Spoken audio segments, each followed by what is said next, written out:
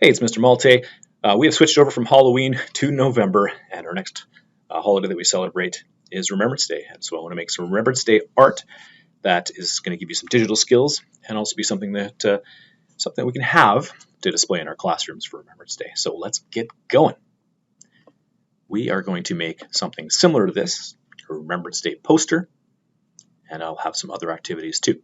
So first things first, let's go to a new slideshow. Slides.new is what you need to type, or maybe your teacher put a blank slideshow into Classroom for you, or a blank assignment where you can add a new slideshow.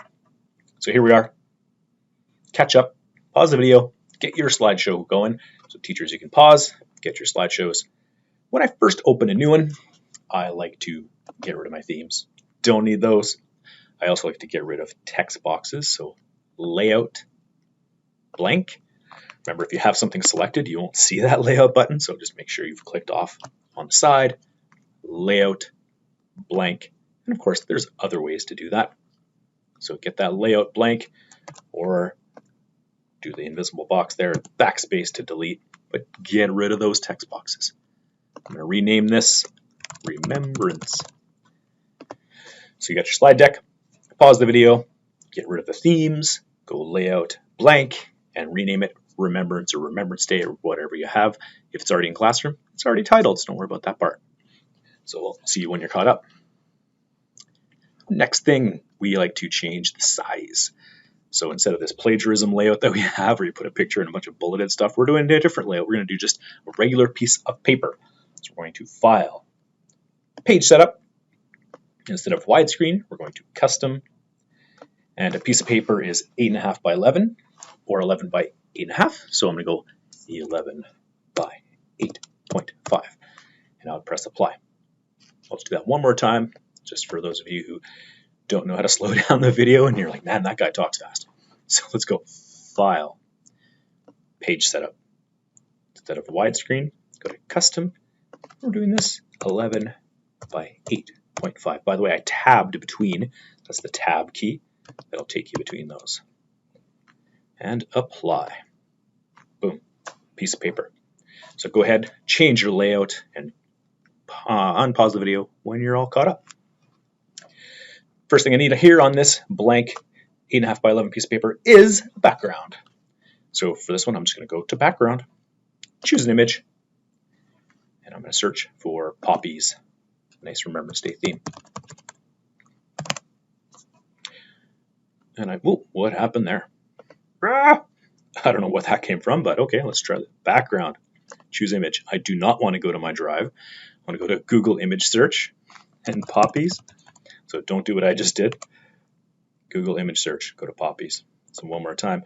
I went to background, choose image, Google image search, and I've seen some good ones in here. Okay, so I found one that I like. I'm going to click it, press insert, and done. Boom. There we go. Still rocking. Okay. Good. And that does skew it a tiny bit. There's ways around that, but they're a little bit more complex where you put a picture on and then you crop it. So that's maybe another lesson. That's good to teach at some point. So find your image, just do a background, do an image search, poppies, find something that kind of goes with our theme. Now I'm going to insert my text, and this is not going to be a text box. We're going to use word art because you can do a lot more design-wise with word art. So we're going to go to Insert Word Art. Your theme is up to you, or maybe your teacher can help you out. I'll do that one more time. Insert Word Art and Canada. You got to type in here and press Enter, and when you do, boom, you get a box that is Word Art, and it's just this boring Arial. I'm going to move it up here. I'm going to change this to a different font. Remember, all your fonts are here. Where you click on Arial, you can look for, all these different fonts. I like this Montserrat. I've already pre-chosen some of mine, but you can look in more fonts. Look under some that are display, or just search through and find some that you like for Remembrance Day. So you don't want, a Halloween-y looking thing for Remembrance Day. So it has to match the theme and the vibe for a poster. So I'm going to click Montserrat. You'll notice it's gray and has a kind of a dark gray outline. So this is the border. I do not want a border. I don't want it to be gray. I want it to be white. So pen, border, paint can, that's the fill color. And when you want to resize, don't grab from the edge with this. You will skew it. Use Control, Alt, J for smaller, and K for bigger. Again, Control, Alt, J, and K.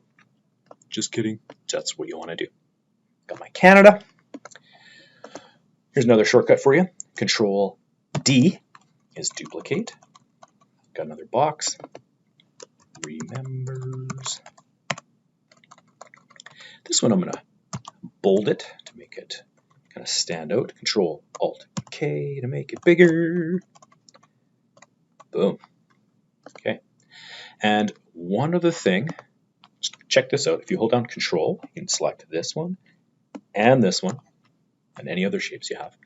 I'm going to go to Format Options, and this is really going to make it pop off the page. I'm going to add a drop shadow. And you might not see that it made a huge difference. There's a little drop-down menu here. If you increase the distance a little bit, you see how that popped off the page? I mean, you can go extreme. You don't want that. But just a little bit of drop shadow will make it come off the page in more of a three-dimensional look there. So maybe, I don't know, you can decide how much is too much. Okay, if that's as far as you want to go, just a poster where you want to center this and, have it like that, that's fine. If you're thinking that's enough, that's challenged my class. You can do some other fonts. So I did one like this, or maybe this is Alex Brush. I think this is still my Montserrat, yeah. So you could do different designs. I've got some other ones here that are just things like that. This is Zen Antique Soft, kind of a bold thing. This Frederica the Great looks like chalk.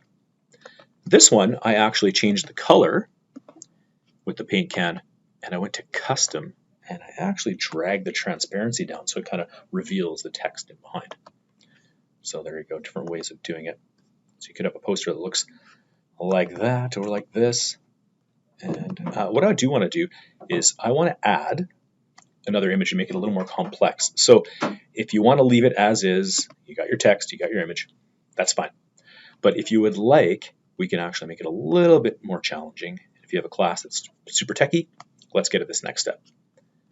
So I'm going to now search for the image that I want to use. World War I Canadian soldier. And I'm going to go to images.